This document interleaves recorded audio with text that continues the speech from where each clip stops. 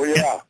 No, we went into some places that, you think is only fantasy land, but it could very well be reality land. And it's stuff that people don't even think about, don't deal with in their daily lives. That's one of the main things is people out there have to earn a living. They have to make a living for their families, so they haven't got time to go delving into the underhanded stuff that government might be doing. And it's interesting, Alex, that we started this show with the concept that we were going to show both sides of the conspiracy and then allow the viewer to make a choice at the end of which one he or she would choose to believe. Hold it there. Got a break, Governor. This is the key info coming up. What?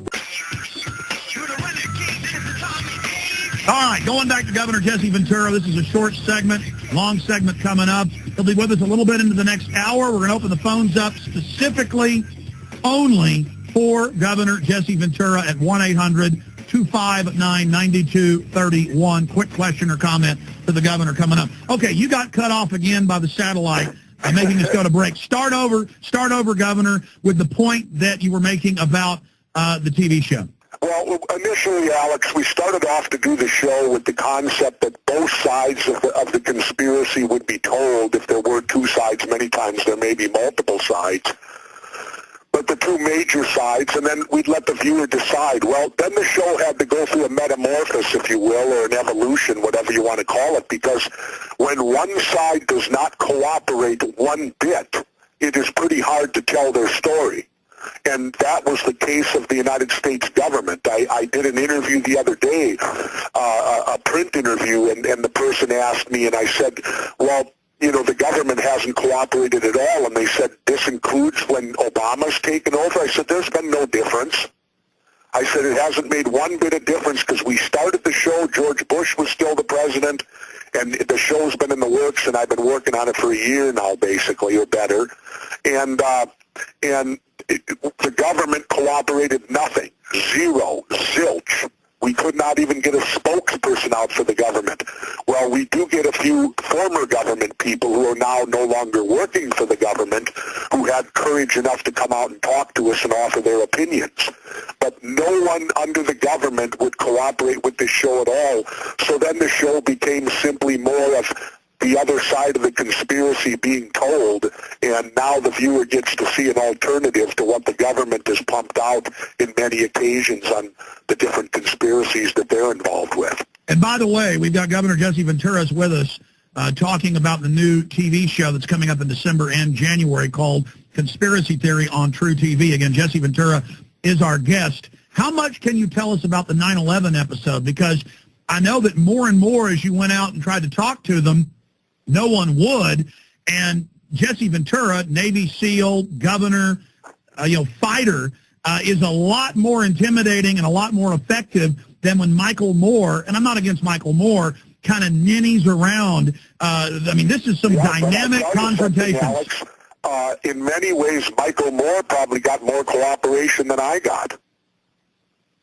Well, let folks in a little bit. I got none. When it came to 9/11, no one from the government would talk to the show. No one from the 9/11 Commission would talk. No one representing any type of government agency would talk. I don't want to wreck the show by saying what we did and where we did it and do all that because I want people to watch the show. The show came about like this. A victim came to me, and a victim pleaded with me.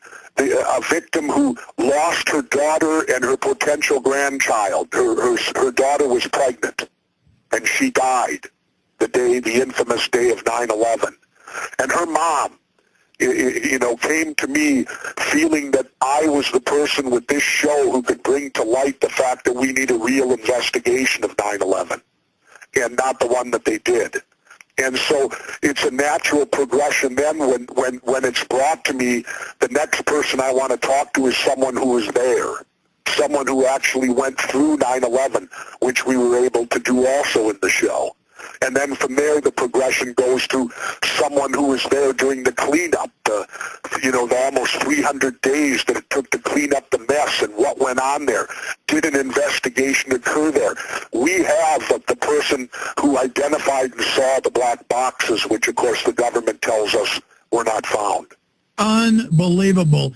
Again, I don't want to give away too much, but... Well, I want people to watch. That's why I'm just going to talk. I'm not going to give specifics of the show, Alex, because I want everyone to enjoy the show, and I won't narrate it before it goes on the air.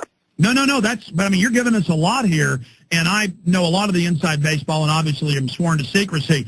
I'm just telling folks, I'm surprised you're able to get this on air, Jesse, because... Well, Alex, it ain't on yet.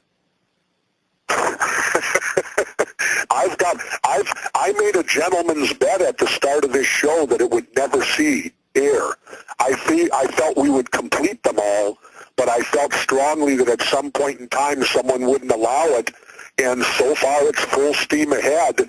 Now, we do have to wait till December 2nd because that's the airing again of the first show, which is, that's a couple weeks away yet, 3 weeks away. In fact, I remember in October, you were in my car, we were driving around in the hill country, and you said, Alex, we're going to find out if this airs because I'm going to do this from my perspective and be fair. We're going to see what happens. And you put incredible work into it, and now you've just upped the bar again saying we'll see if it's going to air. Stay with us. We're on the